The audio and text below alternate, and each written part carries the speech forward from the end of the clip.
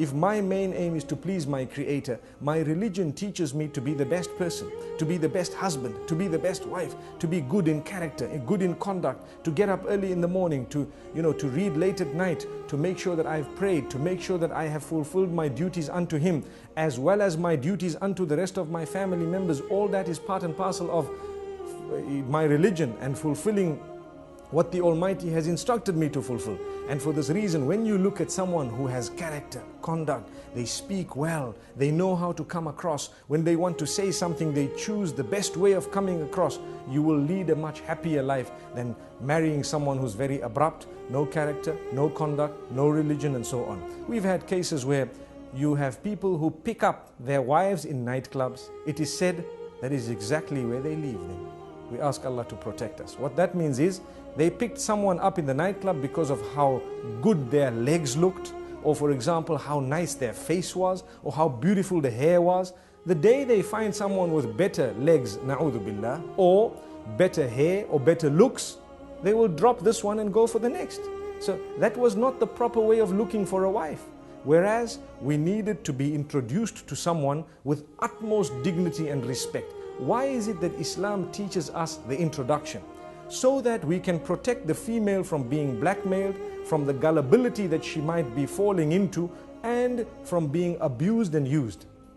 You find a person behind the backs of their parents, they develop a link with someone and they continue. This person is blinded by love. We all know even the English saying, love is blind. The English have said it. Love is blind. Islam says the same thing. The hadith, the Prophet ﷺ says, love can not only blind you, but it can make you deaf and dumb at the same time. Which means you will not understand anything because it's love. So they will come to you with their gifts, with their beautiful words. They only show you what they want to show you.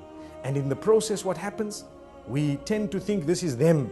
We have not yet lived with them. We don't even know their family. We don't know what their family thinks of them. We don't know what the friends think of them. And this is why the introduction was wrong, in the sense that we haven't yet understood the whole person and we're so much in love with them, we cannot wait to get married. So we think, let's get married. We put pressure on our parents and everything, say it were to happen, and we ended up marrying. The second day, if not the first, we're already complaining, this is not the same person I married. This is not the same person. Look at him, he's vulgar. No, he is the same person, but he didn't show you what he didn't want you to see prior to getting married, because he needed you in his picture. Now that you are in his picture, it's over. You are doomed. May Allah protect us. Nobody is doomed. We always have another chance, but let's not repeat the mistakes and let's not continue in that way. For this reason, we are taught the introduction should happen with respect. And when it happens with respect, the elders need to know about it. Someone, some male needs to know about it and they need to approve of it, in the sense that they should guide us along. Before you fall head over heels in love with someone, you need to know their character and conduct, and you need to have moved through a category where you could have said no without it hurting you and without you feeling, oh, I've lost so much. This person is my enemy because they are telling me no, and that person is my enemy because they are telling me no. We don't want that type of behavior, and for that reason we protect the female especially from the beginning. Sometimes I know the world is preaching freedoms and so on. Sometimes the word freedom is used to drop us into the dumps, and we don't realize that. We don't understand it. Sometimes the word freedom is used in actual fact to enslave us. We don't realize it. And sometimes it is used correctly where we are, to be honest with you, to be practicing our freedoms.